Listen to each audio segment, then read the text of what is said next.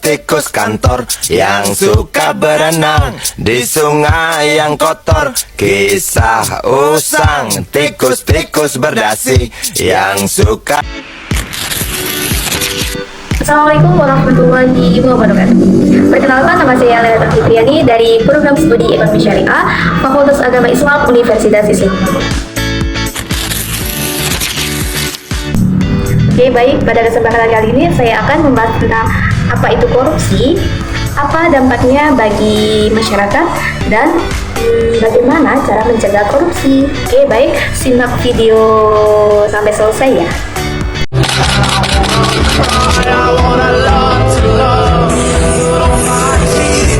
Seperti apa kemudian tanggapan juga dari pegiat?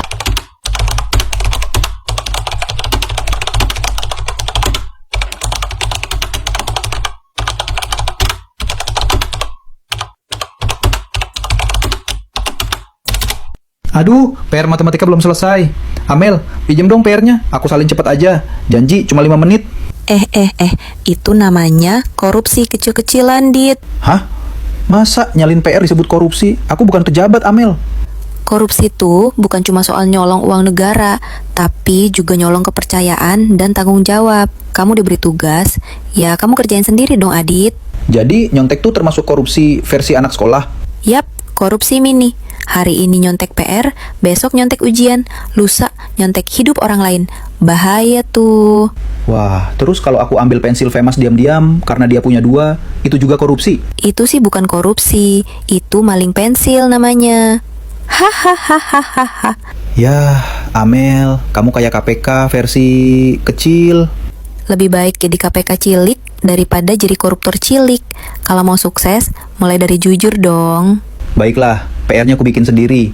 Tapi kalau hasilnya jelek, aku tetap korupsi.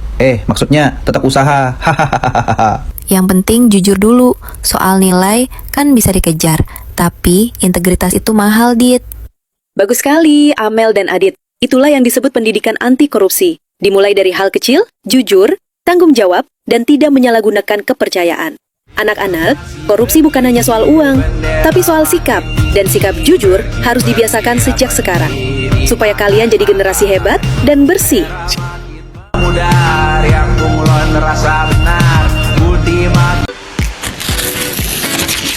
Saya akan menjelaskan poin yang pertama, yaitu mengenai apa itu korupsi.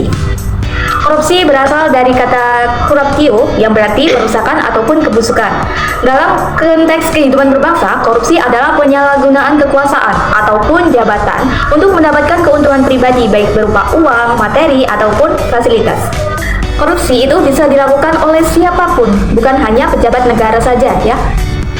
Seperti contoh misalnya, ada seseorang yang memanipulasi data, itu merupakan bentuk contoh korupsi. Ada juga seseorang yang mengambil hak orang lain, itu juga merupakan bentuk korupsi.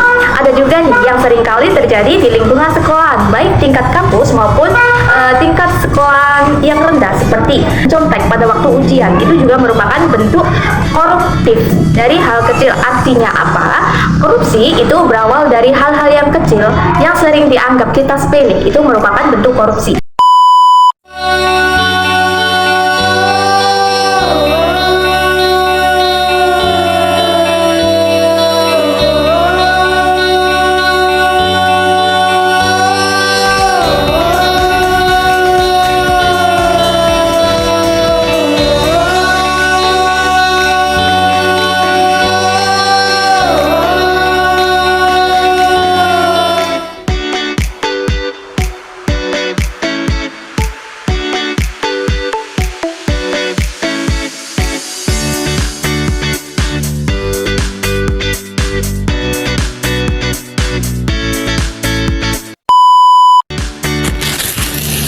Selanjutnya pada poin yang kedua, yaitu apa sih dampak dari korupsi.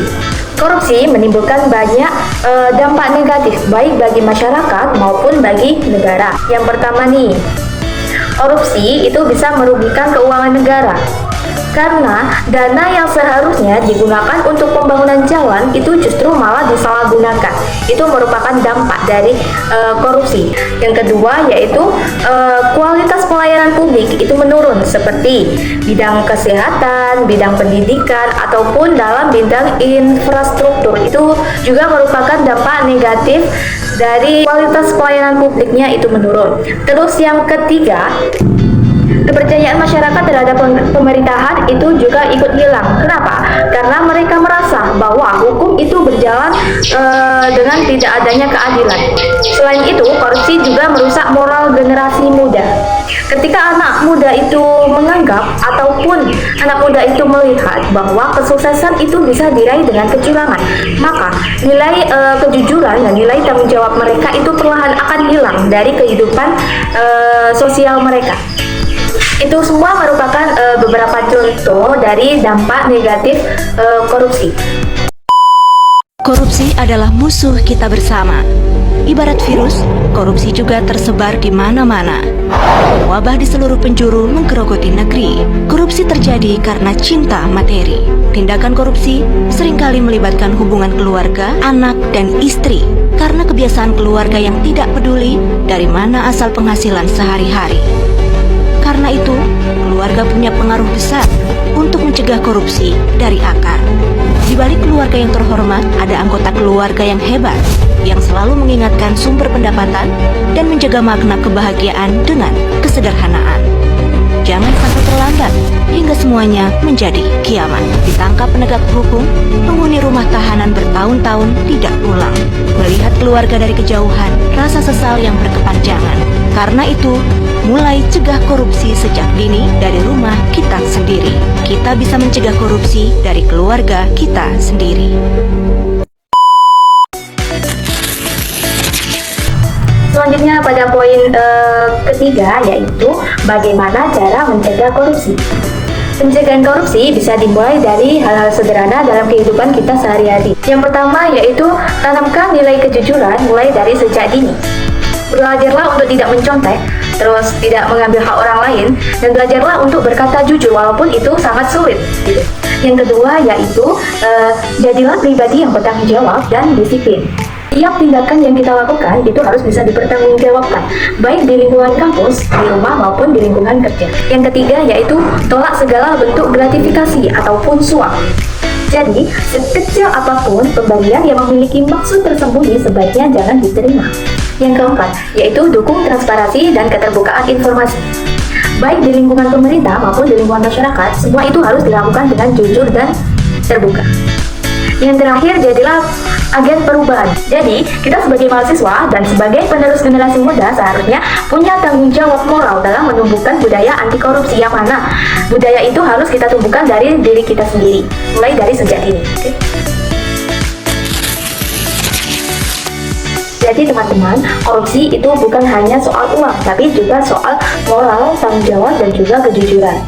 Jika setiap individu mau memulai perubahan dari dirinya sendiri, maka Indonesia yang bersih dan bebas dari korupsi itu bukanlah hal yang mustahil. Mari kita wujudkan masyarakat yang jujur, adil, dan bermartabat. Baik, itulah penjelasan video singkat dari saya. Apabila ada perkataan ataupun perbuatan yang menyinggung Anda, mohon maaf yang sebesar-besarnya.